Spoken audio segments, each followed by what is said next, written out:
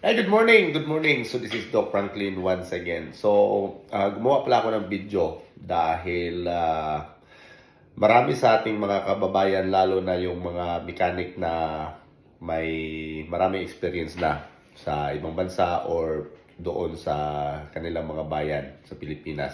Or minsan pa nga yung iba ay nagmamay-ari ng shop sa Pilipinas.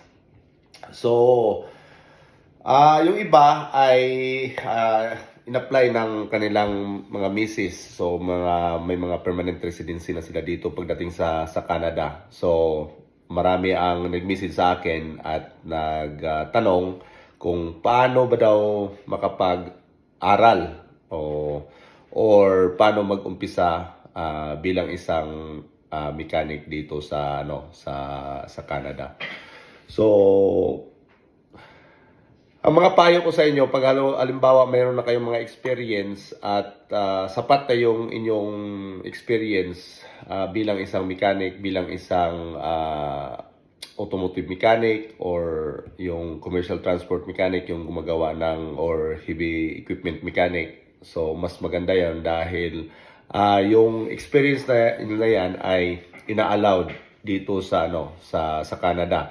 Kahit saang province, British Columbia, Ontario, Manitoba, Alberta. So, ina-allow nila na mag-challenge na hindi na pupunta sa school. So, ang gagawin nyo, pagka mayroon kayong sapat na experience abroad or sa Pilipinas, mas magandang gawin ay mas makontak nyo yung mga direct supervisor nyo. Kung halimbawa, gusto nyo mag-challenge dito sa kung saan man kayong province, mas maganda makontak nyo yung inyong mga direct supervisor kahit sa Middle East or kahit saang lugar saan kayo mayroong experience.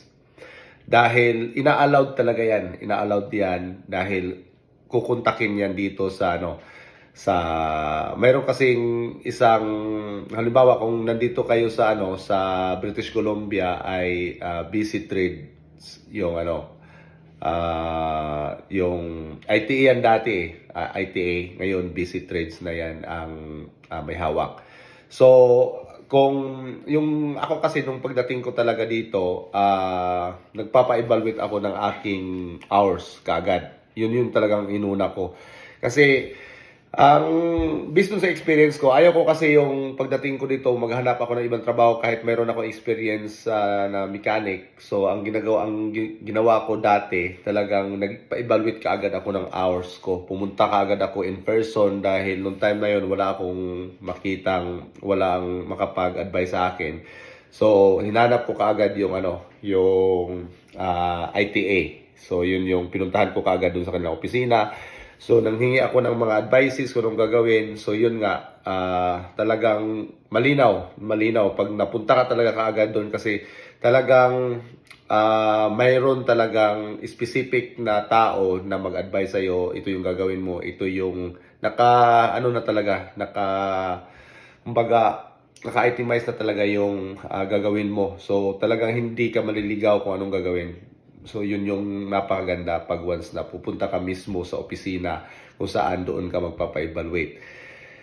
Dahil para at least mag-guide ka kung anong gagawin mo. So, yung sa akin dati, nung way back 2014 o 15, so yun nga, nag-challenge ako ng aking Red Seal, so sa ITA. So, gumawa ako ng account ko doon para at least doon nila ibibigay sa akin kung ano yung mga kaganapan doon kung nakontak na nila yung aking direct supervisor. So yung pagpunta ko doon sa ITA, so sinadmit ko yung hours ko. So kung saan ako nagtrabaho, kung sino yung aking contact person. So parang resume yun na babasahin nila at tatawagan nila. So ang kagandahan doon dahil pwede mong makontak yung direct supervisor, no? Ito, nag-submit na ako ng aking mga papilis doon sa ITA. So, sa mga susunod na buwan, baka may magko-contact sa'yo. Yun yung maganda. So, kahit papaano mayroon kayong yung conversation doon sa direct supervisor mo, doon sa previous na jobs mo, yung previous experience mo. Kasi madali na makontak. So pagbigay ng email address doon sa direct supervisor mo, ma-email na kaagad. Kung tawagan nila sa telepono, matawagan nila yung company or kung saan kayo nagtatrabaho dati. Kasi para mapadali yung process at makapag-take kayo kaagad ng inyong license na magiging isang certified mechanic kayo dito na hindi na kayo pupunta sa school. Kasi mahirap nga talaga pag once na mag-aral pa kayo, kahit mayroon na kayong experience, mayroon na kayong sapat na experience, kaibahan talaga ang mayroong lisensya dito sa Canada. Dahil sa salary at of course yung trato sa iyo ng yung mga kasamahan din. So, kumbaga nandun yung kanilang tiwala pagka So, yun lang.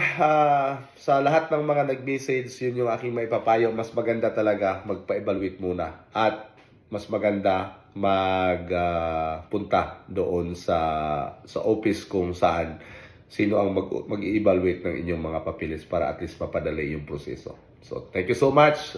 So, lahat ng mga gustong mag-inquire at magtanong din, I'm willing to help also. So, this is Doc Franklin, your certified mechanic in British Columbia, Canada. Good morning.